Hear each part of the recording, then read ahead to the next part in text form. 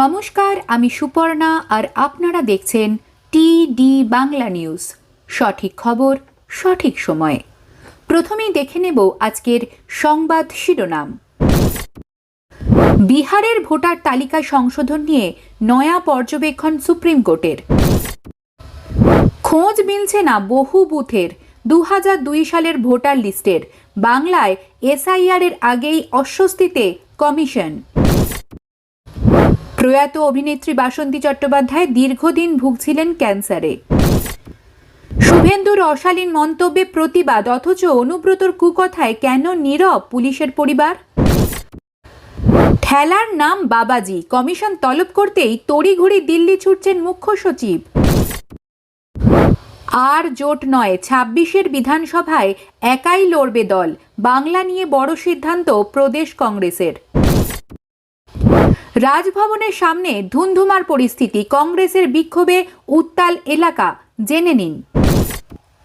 নবান্ন অভিযানে যোগ দেওয়ার শাস্তি, পুলিশি হাজিরার নোটিশ পেলেন বিজেপি বিধায়ক। অভয়ার মাকে মারধরের কোনো প্রমাণ মেলেনি, বাবার অভিযোগ নিয়ে জানালো কলকাতা পুলিশ। নদীতে তলিয়ে যাচ্ছিলেন যুবক, তাকে বাঁচাতে গিয়ে তলিয়ে গেলেন আরও 4 জন। হুলস্থুল পরিস্থিতি কালনায়। ফের চোখ রাঙাচ্ছে নিম্নচাপ, স্বাধীনতা দিবসে ভাসবে বাংলা। তুমুল বৃষ্টিতে টালমাটাল হবে এই জেলাগুলি। প্রিয় দর্শক, এবার আসছি বিস্তারিত খবরে। বিহারে আসন্ন বিধানসভা নির্বাচনের আগে ভোটার তালিকা সংশোধনের প্রক্রিয়া নিয়ে সুপ্রিম কোর্ট একটি গুরুত্বপূর্ণ মন্তব্য করেছে। শীর্ষ আদালত জানিয়েছে, নির্বাচন কমিশনের এই এসআইআর প্রক্রিয়া যদি আইন বহির্ভূত প্রমাণিত হয়, তাহলে সেপ্টেম্বর মাসে চূড়ান্ত তালিকা প্রকাশের পরেও তা বাতিল করা হতে পারে। বিচারপতি সূর্যকান্ত এবং বিচারপতি জয়মাল্য বাগচির বেঞ্চ এই বিষয়টির ওপর জোর দিয়ে বলেছে, নির্বাচন কমিশন এবং বিরোধী দলগুলির মধ্যে আস্থার অভাব এই বিতর্কের প্রধান কারণ। আবেদনকারীদের পক্ষে সওয়াল করতে গিয়ে প্রবীণ আইনজীবী কপিল সিব্বল আদালতে জানান যে আধার, রেশন কার্ড এবং ভোটার কার্ড থাকা সত্ত্বেও বহু মানুষের নাম তালিকা থেকে বাদ দেওয়া হচ্ছে।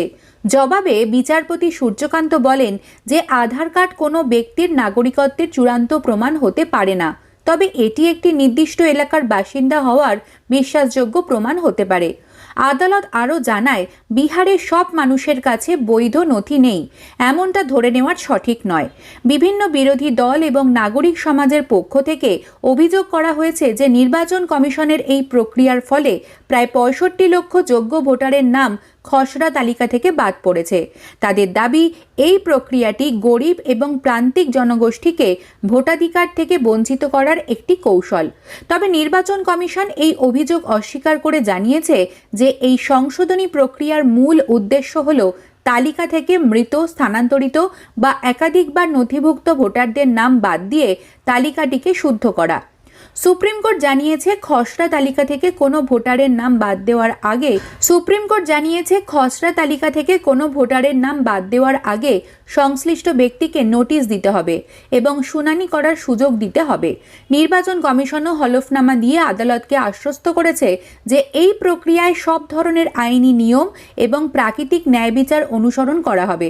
তবে আদালত এটাও স্পষ্ট করে দিয়েছে যে যদি ব্যাপক সংখ্যক ভোটারের নাম অবৈধভাবে বাদ দেওয়ার প্রমাণ মেলে, তাহলে আদালত হস্তক্ষেপ করবে এবং প্রয়োজনে পুরো প্রক্রিয়াটি বাতিল করে দিতে পারে। বাংলা বিনোদন জগতে নক্ষত্রপতন। দীর্ঘ রোগভোগের পর প্রয়াত অভিনেত্রী বাসন্তী চট্টোপাধ্যায়। তার বয়স হয়েছিল 88 বছর। দীর্ঘদিন ধরেই ক্যান্সারে আক্রান্ত বাসন্তী দেবী। তার উপরে কোলেস্টেরল, কিডনির সমস্যা, হার্টের রোগও রয়েছে। প্রায় মাস 6 টানা হাসপাতালে ভর্তি তিনি। হাসপাতালে ভর্তি হওয়া মাত্র বর্ষিয়ান অভিনেত্রীকে আইসিইউতে রাখা হয়। মাঝে তার শারীরিক অবনতি হয়, সেবার কোনো রকমে সামাল দেওয়া গেলেও এবার আর শেষ রক্ষা হলো না।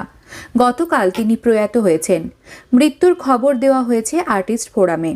থিয়েটার থেকে সিনে পর্দায় স্বর্ণযুগের অভিনেতাদের সঙ্গে দাপিয়ে কাজ করেছেন বাসন্তী চট্টোপাধ্যায়, কাজ করেছেন মহানায়ক উত্তম কুমারের সঙ্গে।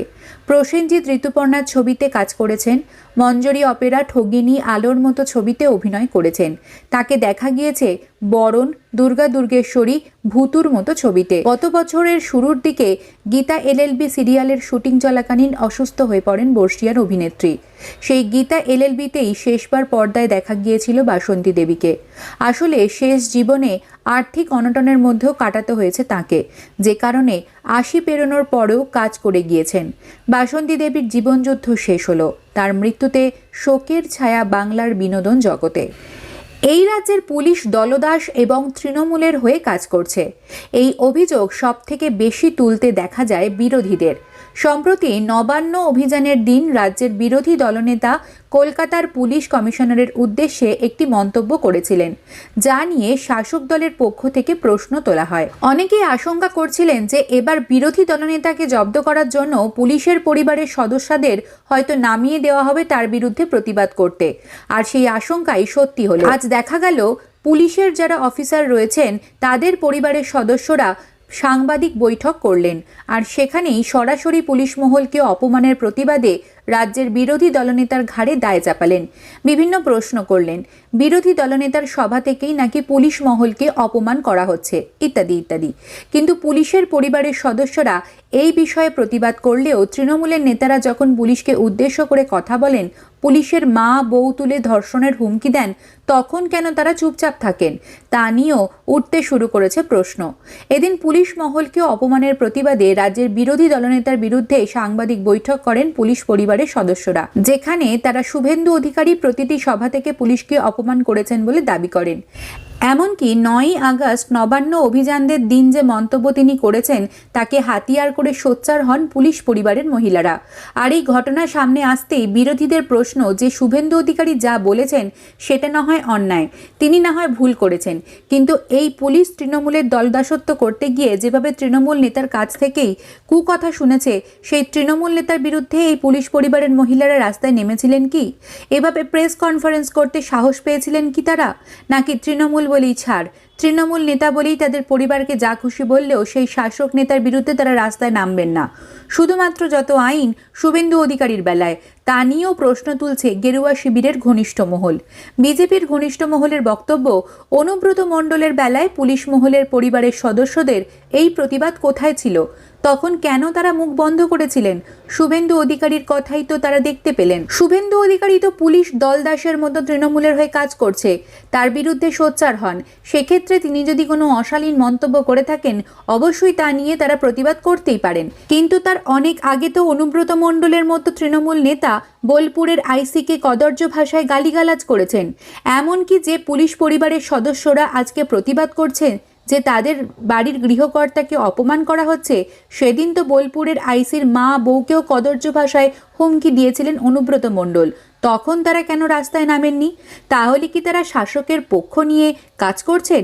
আর শুভেন্দু অধিকারীর বিরুদ্ধে কথা বলতে হবে জন্যই আজকে রাস্তায় নেমে নিজেদের আরও বেশি করে বিতর্কের মুখে নিয়ে চলে এলেন, প্রমাণ করে দিলেন যে তারা শুধুমাত্র বিরোধী নেতার কথাতেই প্রতিবাদ করতে জানেন।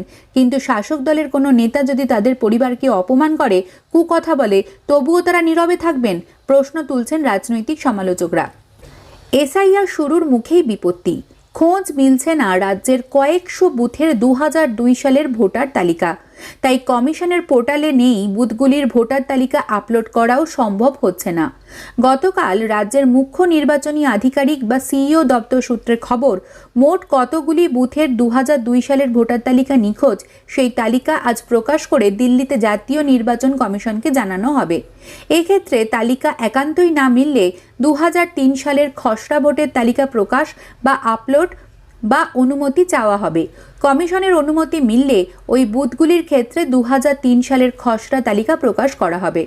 ২০০২ সালের পর চলতি বছর রাজ্যে ফের বিশেষ নিবিড় সংশোধন বা এসআইআর শুরু হতে চলেছে, যেখানে ২০০২ সালকে ভিত্তিবর্ষ ধরে নতুন সমীক্ষা ও সংশোধনের কাজ করা হবে বলে জানিয়ে দিয়েছে জাতীয় নির্বাচন কমিশন। সেই অনুযায়ী রাজ্যের সিইও দপ্তরের তরফ থেকে রাজ্যের সকল জেলা শাসককে নির্দেশ দেওয়া হয় ২০০২ সালের ভোটার তালিকা সিইও দপ্তরে জমা দেওয়ার জন্য। জমা পড়া সেই তালিকা ইতিমধ্যে নিজস্ব ওয়েবসাইটে আপলোড করার কাজও শুরু করেছে সিইও দপ্তর। কাজ শুরুর পর দেখা যায় সব জেলা থেকে 2002-এর পূর্ণ ভোটার তালিকা পাওয়া যাচ্ছে না। কয়েকটি জেলা থেকে জানিয়ে দেওয়া হয় এত পুরনো নথি খুঁজে পাওয়া যাচ্ছে না। সিইও দপ্তর সূত্রের খবর, ভোটার তালিকা খুঁজে না পাওয়ার পাশাপাশি অনেক বুথের তালিকা পাওয়া গেলেও সেগুলি অস্পষ্ট বা নষ্ট হওয়ার ফলে ওয়েবসাইটে আপলোড করা যাচ্ছে না। এ বিষয়ে এক আধিকারিকদের বক্তব্য, আমাদের কাছে 2003 সালের ড্রাফট লিস্ট রয়েছে। তার কথায় 2094টি বিধানসভায় 80,000-এরও বেশি বুথ ছিল। তার সম্পূর্ণ তালিকা খুঁজে বার করা মুশকিল হয়ে পড়েছে। তবে বেশিরভাগ বিধানসভা আসনে 2002 সালের ভোটার তালিকা খুঁজে পাওয়া গিয়েছে। কয়েকটি জায়গার তালিকা পাওয়া যায়নি। এক্ষেত্রে 2002 সালের ভোটার তালিকায় নাম খুঁজে পাওয়া না গেলে বিভ্রান্তি ছড়াতে পারে। ভোটার তালিকা থেকে নাম বাদ দেওয়ার আশঙ্কা জাগতে পারে। এই সমস্যা সমাধানে 2003 সালের খসড়া তালিকা প্রকাশ করাই সেরা পথ। মহিষমর্দিনী পুজো উপলক্ষে হাওড়া থেকে বেড়াতে এসে গঙ্গায় স্নান করতে নেমে তলিয়ে গিয়ে নিখোঁজ হলো এক যুবক। নিখোঁজ ওই যুবকের নাম অনির্বাণ রায়। ঘটনায় মোট 5 জন তলিয়ে গেলেও 4 জনকে উদ্ধার করা গিয়েছে, বাকি একজন এখনও নিখোঁজ। বিষয়টি ঘিরে চাঞ্চল্যকর ঘটনা ঘটেছে কালনা থানার অন্তর্গত পুরাতন হাটভাটা সংলগ্ন ঘাটে। ঘটনাটি ঘটেছে গতকাল দুপুরে। জানা গিয়েছে 5 জন এদিন দুপুরে স্নান করতে নামে ভাগীরথী নদীতে। আচমকাই অনির্বাণ তলিয়ে যায়। ঘটনাচক্রে অনির্বাণ সাঁতার জানত না। তাকে বাঁচাতে গিয়ে বাকি 4 জন তলিয়ে যায়। এরপরই কোনো রকমে স্থানীয় বাসিন্দাদের সহযোগিতায় 4 জনকে উদ্ধার করা সম্ভব হয়। তবে এখনও নিখোঁজ অনির্বাণ রায়। স্বপন বিশ্বাস নামের এক যুবক কালনা মহকুমা হাসপাতালে চিকিৎসাধীন রয়েছেন। জানা গিয়েছে হাট কালনা পঞ্চায়েতের শিবাজীনগরে স্বপন বিশ্বাসের বাড়িতেই এসেছিলেন তারা। সেখান থেকেই স্নান করতে গিয়ে তলিয়ে নিখোঁজ হয়ে যান ওই যুবক। চলতি বছরের জুলাই মাসের শুরুতে মর্মান্তিক দুর্ঘটনা ঘটে হুগলির মাহেশের সুরকি ঘাটে। স্থানীয় এক মাছ ব্যবসায়ী, যিনি এলাকায় বুড়ো নামে পরিচিত, গঙ্গায় স্নান করতে নেমে জলে তলিয়ে যান। ঘটনার পর থেকেই এলাকায় চাঞ্চল্যের সৃষ্টি হয়। পরদিন সকালে ঘটনাস্থল পরিদর্শনে আসেন শ্রীরামপুরের মহকুমা শাসক শম্ভুদীপ সরকার, এসিপি শুভঙ্কর বিশ্বাস, শ্রীরামপুর ও রিষড়া পুরসভার 2 পুরপ্রধান গিরিধারী সাহা ও বিজয় সাগর মিশ্র এবং শ্রীরামপুরের প্রাক্তন পুরপ্রধান অমিয় মুখার্জি। প্রতিনিধি দল ঘাট এলাকা ঘুরে দেখেন এবং পরিস্থিতি খতিয়ে দেখেন। পরবর্তীতে এসডিও শম্ভুদীপ সরকার জানান, সাময়িকভাবে সুরকির ঘাটটি বন্ধ রাখার সিদ্ধান্ত নেওয়া হয়েছে। তিনি বলেন, এই ঘাটে এখন থেকে কেউ স্নান বা অন্য কোনো কাজ করতে পারবেন না। সুরকি ঘাট গঙ্গার একটি বিপজ্জনক বাঁকে আছে, তাই স্রোতের টান বেশি। বারবার এখানে জলে ডুবে যাওয়ার ঘটনা ঘটছে। খুব কম সময়ের মধ্যে এই ঘাটেই 4 জনের মৃত্যু হয়েছিল গঙ্গায় ডুবে। গত 25শে মে 4 নাবালক স্নান করতে নেমে ডুবে যায় সুরকি ঘাটে। ওই দিন আরও এক ব্যবসায়ী তলিয়ে গেলেন। বারবার এমন দুর্ঘটনার পরিপ্রেক্ষিতেই প্রশাসনের এই পদক্ষেপ বলে জানানো হয়েছিল। স্থানীয় বাসিন্দারা প্রশাসনের এই সিদ্ধান্তকে স্বাগত জানিয়েছিলেন। তবে স্থায়ীভাবে ঘাটটি কিভাবে আরও নিরাপদ করা যায় সেই বিষয়ে উদ্যোগ নেওয়ার দাবি তুলেছেন তাঁরা। এর আগে গত এপ্রিল মাসে উত্তরপাড়া থানার অন্তর্গত কোন্নগর 12 মন্দির গঙ্গার ঘাটে স্নান করতে নেমে গঙ্গায় তলিয়ে গেছিল 2 স্কুল ছাত্র। স্পিড বোট নিয়ে তল্লাশি চালায় বিপর্যয় মোকাবিলা বাহিনী। কোন্নগর এলকালি মাঠে খেলতে আসে কয়েকজন স্কুল পড়ুয়া। খেলা শেষ হয়ে গেলে একসঙ্গে 5 জন ছাত্র কোন্নগর 12 মন্দির ঘাটে গঙ্গা স্নান করতে যায়। স্নান করতে করতে হঠাৎই 2 জন তলিয়ে যায়। 3 জন উঠে গেলেও বাকি 2 জন আর জল থেকে উঠতে পারেনি। হাওয়া অফিস জানিয়েছে, মৌসুমি অক্ষরেখা ফের উত্তরবঙ্গে। জলপাইগুড়ি এবং উত্তর পূর্ব ভারতের রাজ্যগুলির উপর দিয়ে অরুণাচল প্রদেশ পর্যন্ত বিস্তৃত মৌসুমি অক্ষরেখা। মধ্য বঙ্গোপসাগরে ঘূর্ণাবর্ত তৈরি হয়েছে। এটাই শক্তি বাড়িয়ে আজ উত্তর পশ্চিম ও পশ্চিম মধ্য বঙ্গোপসাগরে নিম্নচাপ তৈরির আশঙ্কা রয়েছে। আজ ও আগামীকাল ওড়িশা ও পশ্চিমবঙ্গের উপকূলে মৎস্যজীবীদের সমুদ্রে যেতে নিষেধাজ্ঞা জারি করা হয়েছে। আজ কলকাতা, হাওড়া, উত্তর 24 পরগনা, দক্ষিণ 24 পরগনা, পূর্ব মেদিনীপুর, পশ্চিম মেদিনীপুর, ঝাড়গ্রাম জেলায় বজ্রবিদ্যুৎ সহ হালকা থেকে মাঝারি বৃষ্টির পূর্বাভাস রয়েছে। সঙ্গে ঘন্টায় 30 থেকে 40 কিলোমিটার বেগে ঝোড়ো হাওয়া বইতে পারে। জারি রয়েছে হলুদ সতর্কতা। আগামীকাল কলকাতা, হাওড়া, হুগলি, উত্তর 24 পরগনা, দক্ষিণ 24 পরগনা, পূর্ব মেদিনীপুর, পশ্চিম মেদিনীপুর, ঝাড়গ্রাম, পুরুলিয়া, বাঁকুড়া, পূর্ব বর্ধমান, পশ্চিম বর্ধমান, বীরভূম, মুর্শিদাবাদ ও নদিয়ায় বজ্রবিদ্যুৎ সহ হালকা থেকে মাঝারি বৃষ্টির পূর্বাভাস রয়েছে। সব জেলাতেই জারি রয়েছে হলুদ সতর্কতা। আবার শুক্রবার উত্তর চব্বিশ পরগনা, দক্ষিণ চব্বিশ পরগনা, পশ্চিম মেদিনীপুর, পুরুলিয়া, বীরভূম, মুর্শিদাবাদ ও নদিয়ায় বজ্রবিদ্যুৎ সহ হালকা থেকে মাঝারি দমকা ঝোড়ো হাওয়া বইতে পারে। শনিবার আবার বীরভূম, মুর্শিদাবাদ ও নদিয়ায় হালকা থেকে মাঝারি বৃষ্টির সম্ভাবনা রয়েছে। অন্যদিকে আজ উত্তরবঙ্গের দার্জিলিং, জলপাইগুড়ি, কালিম্পং, আলিপুরদুয়ারে ভারী থেকে অতি ভারী বৃষ্টির পূর্বাভাস রয়েছে। জারি রয়েছে কমলা সতর্কতা। শুধুমাত্র কোচবিহারে জারি রয়েছে ভারী বৃষ্টির হলুদ সতর্কতা। বৃহস্পতিবার শুধুমাত্র জলপাইগুড়ি ও আলিপুরদুয়ারে ভারী বৃষ্টির সতর্কতা জারি রয়েছে। বাকি জেলাগুলিতে কমবে বৃষ্টির দাপট। শুক্রবার ও শনিবার উত্তরবঙ্গের কোনো জেলাতেই বৃষ্টির সতর্কতা নেই। আগামী সপ্তাহে রবিবার আবার জলপাইগুড়ি, আলিপুরদুয়ার ও কোচবিহারে ভারী বৃষ্টির সম্ভাবনা রয়েছে। আগামী সোমবার জলপাইগুড়ি, কালিম্পং, আলিপুরদুয়ারে ভারী বৃষ্টির সতর্কতা রয়েছে। এদিকে উত্তরবঙ্গের জেলাগুলিতেও প্রবল দুর্যোগপূর্ণ আবহাওয়ায় দুর্ভোগ আরও বাড়তে পারে। ভারী বৃষ্টির কারণে উত্তরবঙ্গের সব নদীর জলস্তর বাড়বে। তিস্তা, তোরসা, জলঢাকা নদীতে জলস্তর বাড়বে। নিচু এলাকা প্লাবিত হওয়ার সম্ভাবনা রয়েছে। দার্জিলিং, কালিম্পংয়ের পার্বত্য এলাকায় ধস নামার আশঙ্কা রয়েছে।